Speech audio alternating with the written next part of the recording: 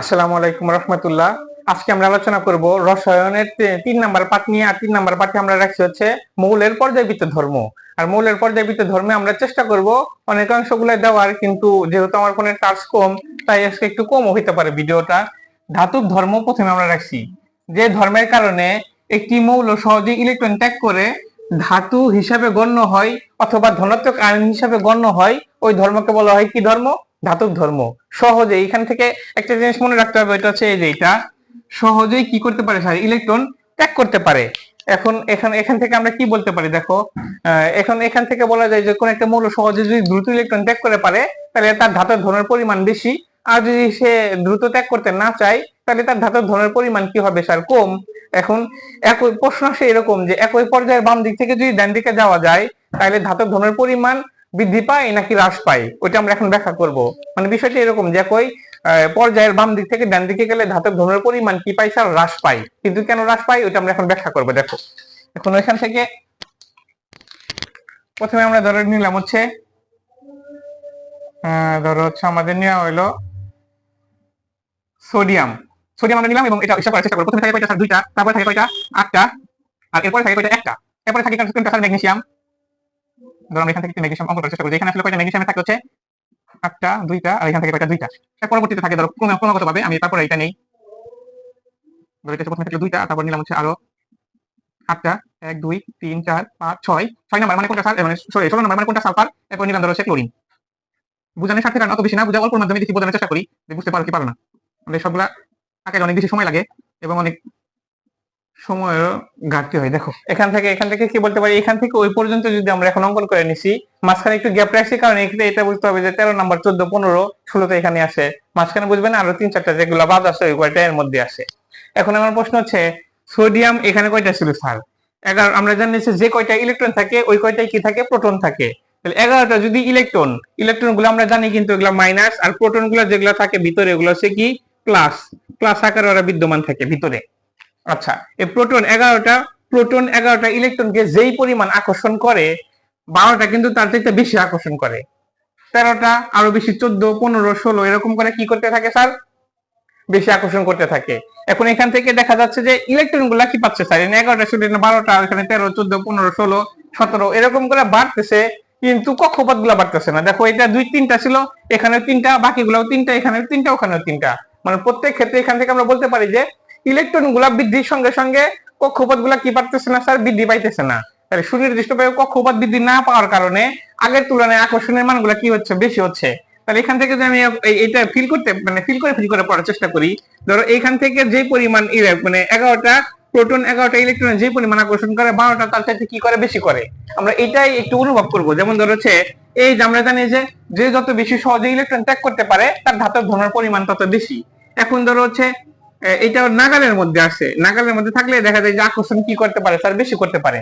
আর নাগালের বাইরে যদি চলে যায় তাহলে দেখা যায় যে আকর্ষণ একটু কম করে। তাহলে আকর্ষণ কম করলে কারণ এটা এমনি কি আসে স্যার? দূরে আসে। দেখো এটা অনেক দূরে আসে, তার মধ্যে আবার আকর্ষণে কি করছে? ওর তুলনায় কম করছে।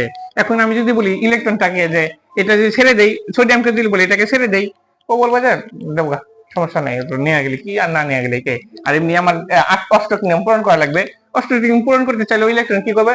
চট করে ছেড়ে দিবে, তাই না? তুমি সমস্যা নাই। আমি যদি এখন ম্যাগনেসিয়ামকে যা বলি যে তোমার তো ভাই অষ্টক নিয়ম পূরণ করতে এখনো 6টার প্রয়োজন, তাহলে কি তুমি 6টা গ্রহণ করবা নাকি 2টা দিবা?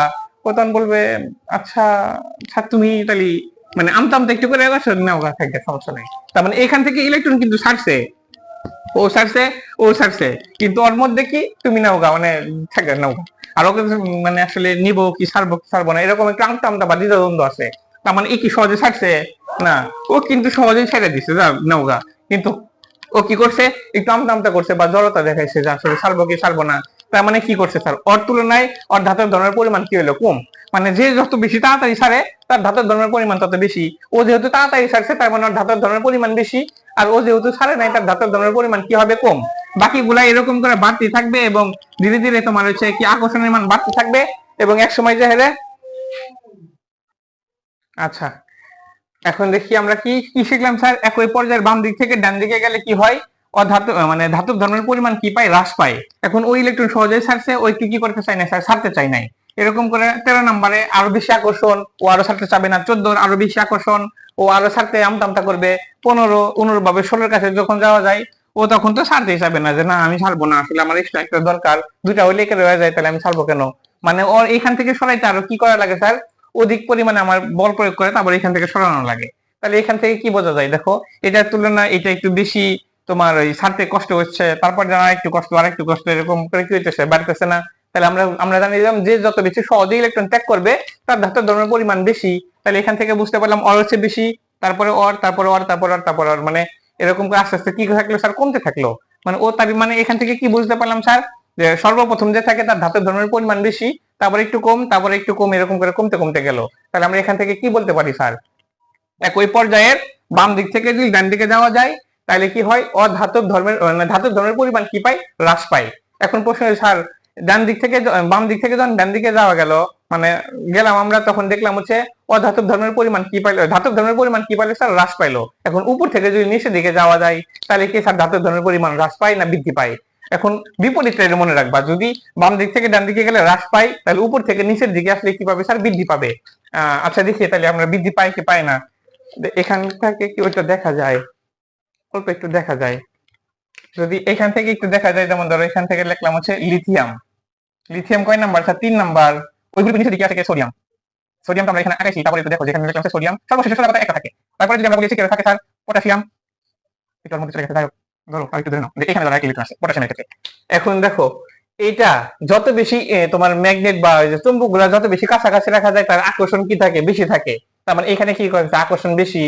এটা ইলেকট্রন সরাইতে যে পরিমাণ শক্তির প্রয়োজন বা কষ্ট হয়, এটা সরাইতে তার চেয়ে একটু কম লাগে। কেন স্যার, প্রশ্ন আসতে পারে যে স্যার এখানে তো আমাদের ই কম, আমার এই ইলেকট্রন কি বলে ইলেকট্রন বেশি, এবার প্রোটনও বেশি, তারপরে ওইখানে কি করছে স্যার, তো আপনার তার হিসাবে নিয়ম অনুসারে ও দ্রুত ছাড়ে দেওয়ার কথা। হ্যাঁ অবশ্যই দ্রুত ছাড়ে, মানে স্যার এর ছাড়তে চাবে না। যদি এখানে ইলেকট্রন বেশি প্রোটন বেশি, তার মানে এখান থেকে সহজে ছাড়তে চাবে না। যেহেতু এখানে ইলেকট্রনও কম, তোমার প্রোটন গুলাও কম, তাহলে এখান থেকে তো এরা সহজেই ছেড়ে দেওয়ার কথা। কিন্তু এখানে যেটা গণ্য হবে এটা হচ্ছে দূরত্ব। দেখো এইটা প্লাস থেকে এইটার মাইনাস, সর্বশেষ মাইনাসের যে দূরত্ব কত কাছে, আর এটার প্লাস থেকে এটার যে মাইনাসের দূরত্ব দেখো একটু দূরে, এর তুলনায় কয়েক গুণ দূরে। আবার এটা যদি আমরা বলি এটা অনেক দূরে, এটার তুলনায় এটা আরো দূরে। তাহলে দূরে হলে কি হয় স্যার, আকর্ষণ গুলা কি হয়, কমে। তাহলে আমরা যদি বলি যে এটার আকর্ষণ বেশি, তাই ইলেকট্রনটা ছাড়তে কষ্ট হবে। আর আমরা বলছিলাম সহজে ছাড়লে কি ধাতব ধর্মের পরিমাণ বেশি, যেহেতু ও ছাড়তে কষ্ট হচ্ছে, তাহলে উপর কাণ্ড কি পাইছে, হ্রাস পাইছে। আবার যদি এটা বলি যে স্যার এটা এটা কি করছে, ওর তুলনায় ও একটু তাড়াতাড়ি ছাড়ছে, ওর তুলনায় তাড়াতাড়ি ছাড়লে কি বলে স্যার, ধাতব ধর্মের পরিমাণ বৃদ্ধি পাইছে। ও আবার ওর তুলনায় এই পটাশিয়াম যা আছে ও আর একটু তাড়াতাড়ি ছাড়ছে, কারণ ইলেকট্রন গুলা বৃদ্ধি পাচ্ছে তো ঠিকই, কিন্তু কক্ষপথ গুলা কি পাচ্ছে, বৃদ্ধি পাচ্ছে। আর কক্ষপথ গুলা বৃদ্ধি পাইলে তাদের যে সর্বশেষ ইলেকট্রনটা থাকে এটার দূরত্ব অনেক বেড়ে যায়। বেড়ে গেলে এখান থেকে ইলেকট্রন গুলা অতি সহজে ওরা কি করে দেয়, ছেড়ে দেয়। তাহলে আমরা এখান থেকে এটা বলতে পারি যে একই গ্রুপের উপর থেকে নিচের দিকে গেলে তোমার ধাতব ধর্মের পরিমাণ গুলা কি পায়, বৃদ্ধি পায়। আর একই পর্যায়ের বাম দিক থেকে ডান দিকে গেলে তোমার ধাতব ধর্মগুলা কি পায়, হ্রাস পায়। এখন যদি আমি বলি যে এখান থেকে অধাতব ধর্ম, তাহলে এটা আবার কেমন হবে স্যার, তারপরে আছে অধাতব ধর্ম। অধাতব ধর্মের সংজ্ঞাটা একটু লিখে নাও, যে ধর্মের কারণে একটি মৌল সহজে ইলেকট্রন ত্যাগ না হয়, এখানে হবে কি, গ্রহণ। গ্রহণ করে, এখানে লিখবো গ্রহণ করে ঋণাত্মক ঋণাত্মক ঋণাত্মক ঋণাত্মক আয়নে বা ঋণাত্মক আয়ন হিসাবে, এক কথা ঋণাত্মক আয়ন না লেখা, ঋণাত্মক আয়ন হিসাবে গণ্য হয়, ওই ধর্মকে বলা হয় কি ধর্ম, অধাতব ধর্ম। আরেকবার একটু পরে দেখাই তোমাদের, শোনাই দেখো তোমরা বোঝো নাকি, যে ধর্মের কারণে একটি মৌল সহজে ইলেকট্রন গ্রহণ করে ঋণাত্মক আয়ন হিসাবে গণ্য হয়, ওই ধর্মকে কি বলে, অধাতব ধর্ম বলে। এখন যে প্রশ্ন, সেম প্রশ্ন, যে অধাতব ধর্মের ক্ষেত্রে কি হবে স্যার, বাম দিক থেকে যদি ডান দিকে যাওয়া যায় তাহলে অধাতব ধর্মের পরিমাণ কি হবে, ওই যে তখনকার তুলনায় একটু বিপরীতে বলে দিবা। একই পর্যায়ের বাম দিক থেকে ডান দিকে গেলে অধাতব ধর্মের পরিমাণ কি পায়, বৃদ্ধি পায়। যেহেতু ওইটা হ্রাস পাইছিল ধাতব ধর্ম, তাহলে অবশ্যই বৃদ্ধি পাবে, কারণ এখান থেকে কি করছে, ইলেকট্রন গ্রহণ করার একটা কি থাকে, প্রবণতা থাকে। ওর কাছে গেলে তো ছেড়ে দেবো, আমি নেওয়ার দরকার নাই। তারপরে যদি আমরা বলি ধরো একটা বাহির থেকে একটা ইলেকট্রন নিয়ে আসলাম স্যার, ওর হচ্ছে 11টা প্লাস 11টা মাইনাস, ওর হচ্ছে 12টা প্লাস 12টা মাইনাস।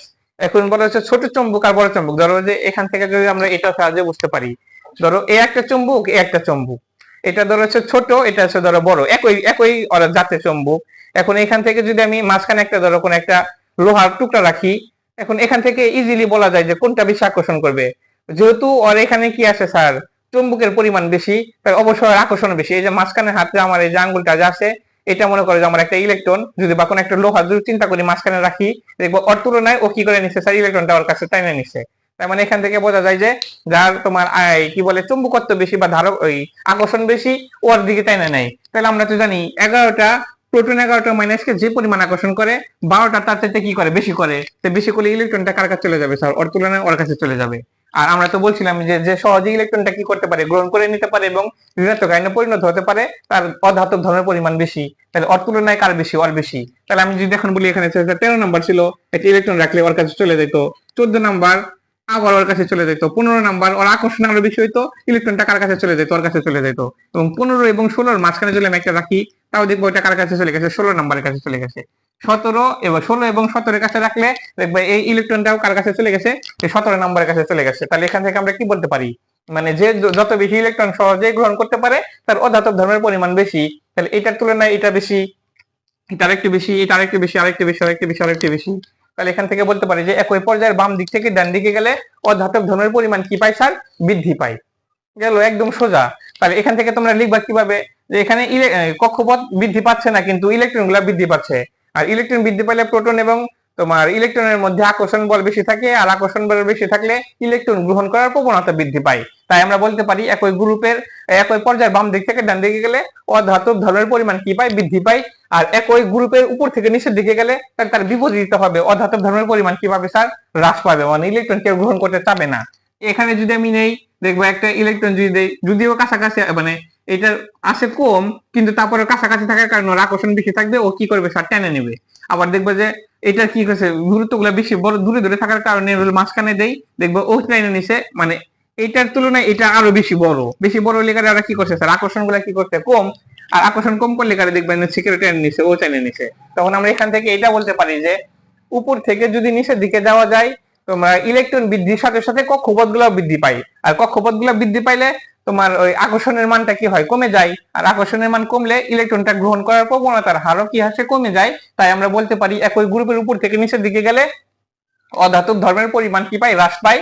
আর একই পর্যায়ের বাম দিক থেকে, পর্যায় মানে এই যে এরকম যেগুলো আছে, একই পর্যায়ের বাম দিক থেকে ডান দিকে গেলে তোমার অধাতব ধর্মের পরিমাণ বৃদ্ধি পায়, উপর থেকে নিচের দিকে গেলে অধাতব ধর্মের পরিমাণ কি পায়, হ্রাস পায়। এই ছিল আজকে আমাদের এই মৌলের পর্যায়বৃত্ত ধর্ম নিয়ে আলোচনা। আর বাকি যেগুলো আছে এগুলো আমরা চেষ্টা করব সম্পূর্ণ একত্রিত করে গুচ্ছিত আকারে তোমাদের সামনে উপস্থাপন করার। কিন্তু আজকে এই পর্যন্তই। ভালো থাকো, সুস্থ থাকো, আল্লাহ হাফেজ।